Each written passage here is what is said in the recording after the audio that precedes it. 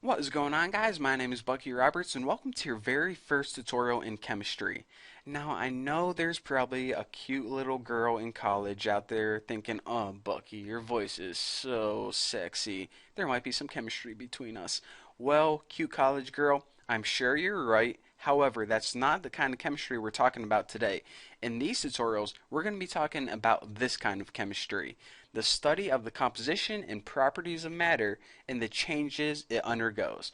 You're like, what the heck is matter? Never even heard of that before. Well, here's my definition. Chemistry is basically the study of stuff. Now, what does that mean in everyday terms? It's basically figuring out whenever we take something and break it apart, what is it made of? What stuff makes up that stuff? And how can we combine two things to make more interesting things? So we pretty much take stuff, break it apart, see what's inside it, and then once we find the ingredients, we use those ingredients to make other stuff. So you're like, all right, it sounds pretty interesting, but I'm not entirely sold yet. Well, here's a couple cool things that you can do with chemistry. You can make medicine. For example, say that there is a disease that is going around like the new Black Plague or something, and no one can find a cure for it. What they would need to do is a bunch of chemists would need to get together and, find this new awesome chemical and develop this new medicine that can fight that disease. So, if you're into that, you can do that. Another thing is developing new types of fuels because this is what they're working on right now. You know, the fuel and gas that we put in our car is like dirty and it releases a bunch of harmful byproducts into the environment. They're trying to develop a new type of fuel now that is clean, doesn't hurt the environment at all, and it's also more efficient than gasoline or oil, whatever, diesel, whatever the heck you run your vehicle on. So, hey, if you want to go ahead and do that, you can go ahead and do that. But what I am interested is in this one: solving the mysteries of the universe. That's why I studied chemistry, because I had a bunch of questions about the universe, and in these tutorials, we're going to answer them all. If you have any questions about the universe, where we came from, what's going to happen, all this crap, oh yeah, that's what we're going to be getting into, some deep crap. So get ready. So, on the subject of the universe, there are two main things in the universe.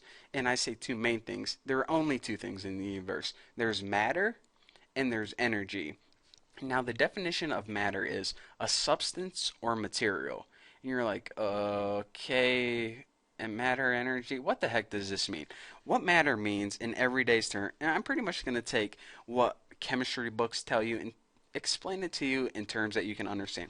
Matter is all the stuff that you can touch and feel. It's the stuff you can put your hands on, and even some of the stuff you can't. For example, your book is matter, your hat is matter, you are matter. Touch your computer, it's made up of matter. It's any material that you can touch, and it's even stuff like oxygen and carbon dioxide. All that is matter too.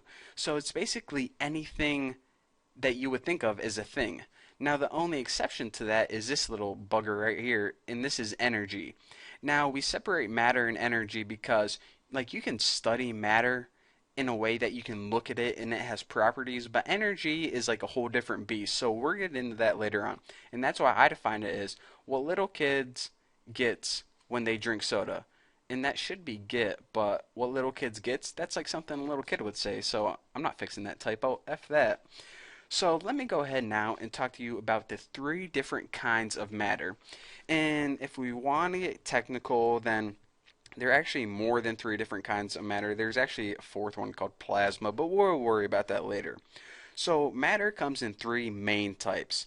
The first one is a solid. Now, solids have a definite shape and a definite volume. And what I mean by this is, if you have something like a piece of ice, you can go ahead and you can see the shape of it and it doesn't change unless it melts, of course, and that's something different. And it also has a volume, a set volume, and volume just means how much space does it take up. Now, the particles in solid, if you look at them under a microscope, they're packed really tight together and jammed together, and that's why when you pick up a solid, it doesn't flow, it doesn't move around. It's like it stays still. It's not like a gas or a liquid where it can move around. All those particles are jam packed and stuck together. Now, a liquid, on the other hand, it's defined as, well, this isn't definition, but here's some properties: no definite shape, but a definite volume. For instance, an example of a liquid would be water. Now, what do I mean by no definite shape but definite volume?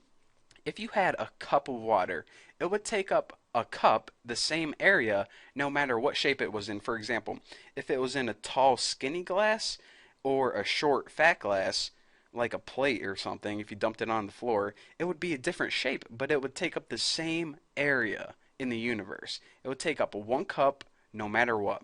So, anyways, the particles in liquids are they aren't jam-packed as tightly as a solid. They're like kind of clumped together, still kind of connected in a way, but they have room to flow. So, it's solids are jam-packed and liquids are kind of clumped together, but they kind of got some wiggle room. Now, gas, on the other hand, the particles in gas, they're just all over the place. They're like a bunch of kindergartner kids left, wild, roaming around the school. They just kind of all spread out, do their own thing. Gas has no definite shape or no definite volume. An example of a gas would be steam. Whenever you boil water, it converts to a gas, and that gas is called steam. So again, like I said, the particles in gases are all buzzing around crazy. In the air right now, there's a bunch of oxygen and some other gases, and it doesn't have a shape, and you can't like measure the volume of it. So maybe it'll be easier if I show you this picture right here. Now this is a picture of a solid is in this beaker. Liquid is in this one. Let's call this looks like, what's blue?